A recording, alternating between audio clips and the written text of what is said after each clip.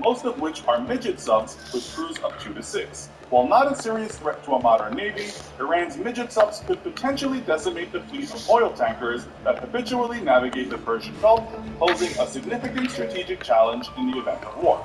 Saudi Arabia has long enjoyed the benefit of powerful allies such as the United States, and with greater wealth, overwhelmingly sports more technologically advanced equipment.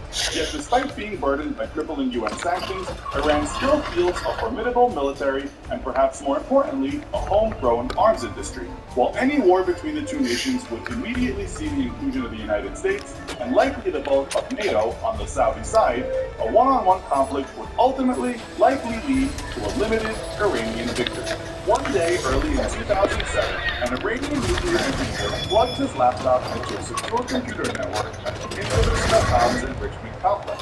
Weeks later, and without a single alarm or warning from the computers that oversaw their operation, hundreds of uranium enrichment centrifuges began to spin wildly out of control, causing massive destruction as they tore themselves to pieces while leaving Iran's best engineering and scientific minds completely mystified as to the cause.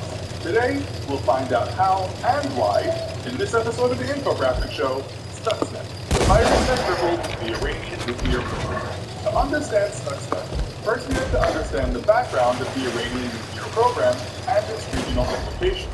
In the 1950s, under the Atoms for Peace program, the U.S. provided Iran, who was at the time a regional ally, technical training and a small experimental nuclear reactor with the aim of establishing a civilian nuclear energy program. This assistance continued until the Iranian Revolution in 1979, when, faced with an end of American aid and a mass exodus of Iran's top scientific and engineering minds, combined with Ayatollah Khamenei's opposition to nuclear power, Iran shuttered its nuclear power program.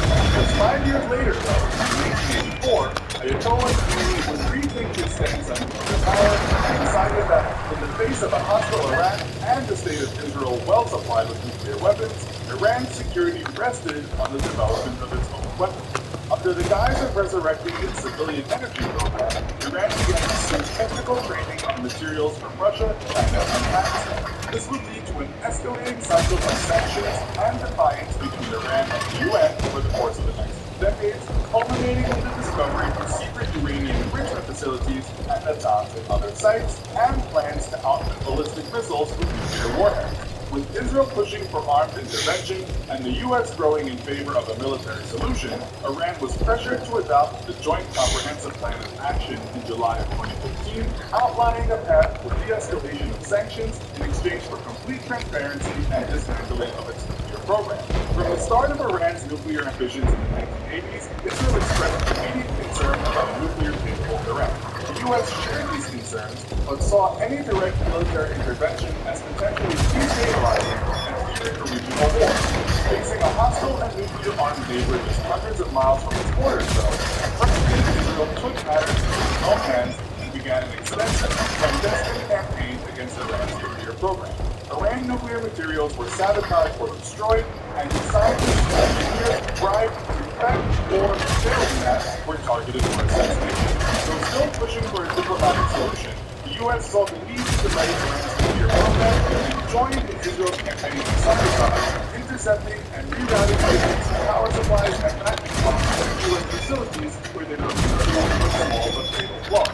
With Iran catching on to the CIA's industrial sabotage and doubling down on its nuclear ambitions, in 2006, a frustrated President George W. Bush told senior staff that his options on Iran were binary: go to war to stop its nuclear program, or allow it to succeed. He then tasked National Security Advisor Ken Hadley and Secretary of State Condoleezza Rice with finding a third option. The solution came from U.S. Strategic Command, who oversees the nation's nuclear arsenal. In cooperation with the NSA, they proposed a delaying tactic